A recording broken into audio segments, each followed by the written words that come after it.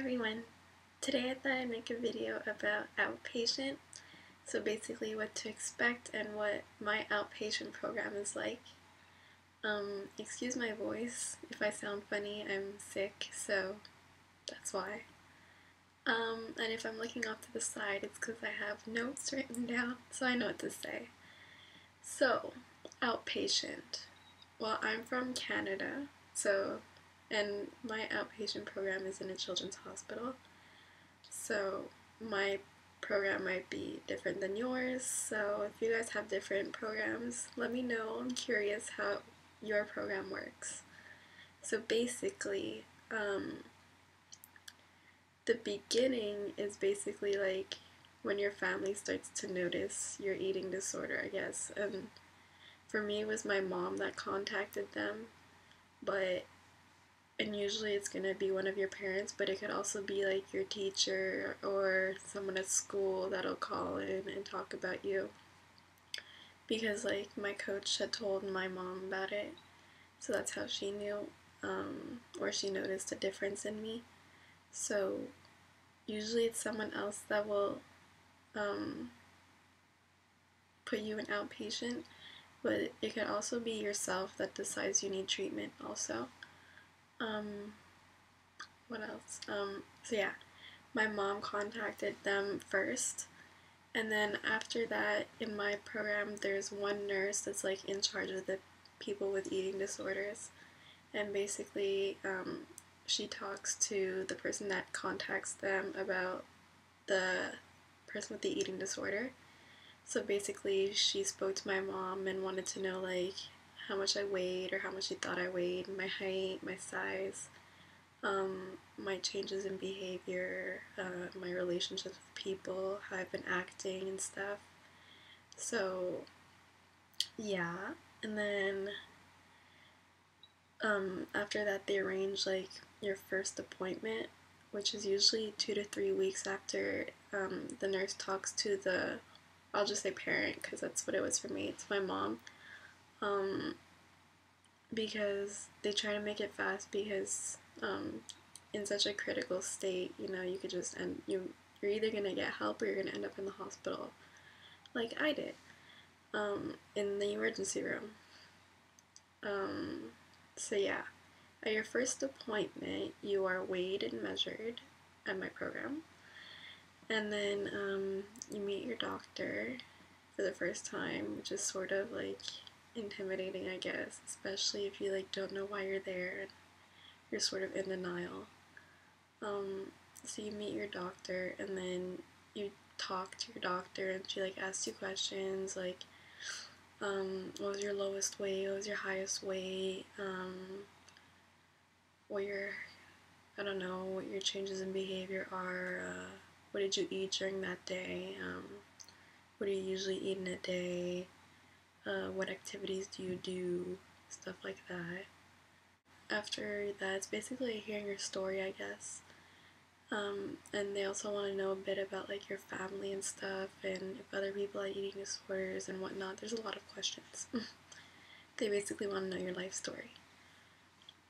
So after they hear your story, the doctor does a physical exam, which usually consists of your vitals, so your blood pressure and your pulse, your circulation, and then your overall health.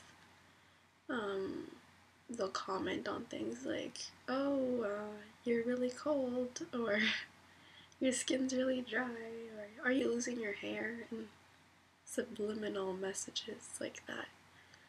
And you're just like, okay, because you're sort of in denial. Well, I was. So then after that, they like sit you back down and they give you your diagnosis, and my doctor is just like, you have anorexia, and I was like, okay, like, what do you say to that? Anyways, I was just like, okay, whatever. And then she was like telling me stuff to do and homework, which is basically like,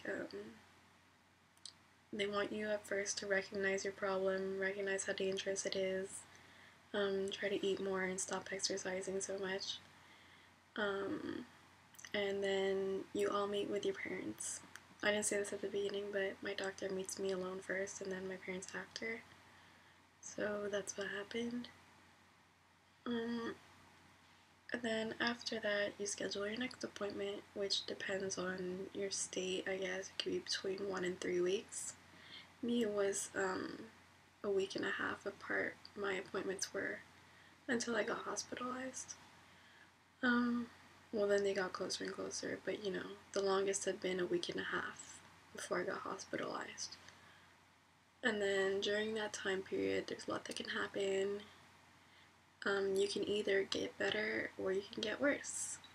So basically, in my case, I got worse. I kept on getting worse until I got hospitalized. The appointments after that, you always get weighed, measured, you talk.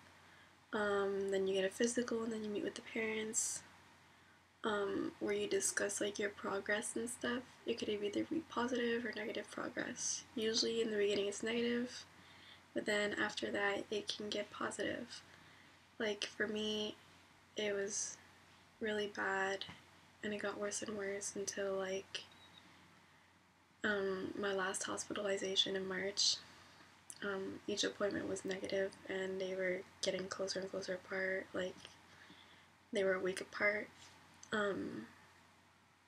And then, so in that case, you just end up getting hospitalized because there's no like advancement in outpatient. But if there is an advancement, which there is now for me, your appointments get spread out farther and farther apart.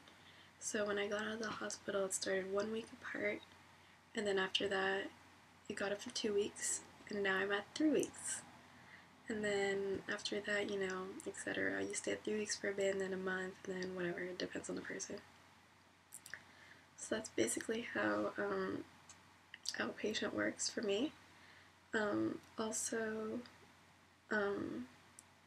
my main doctor is a pediatrician, but you can also get referrals for blood tests, electrocardiograms if your heart isn't strong, and then scans, x-rays, etc. Because your eating disorder can take a toll on your physical health, and you might need extra tests to fix you up.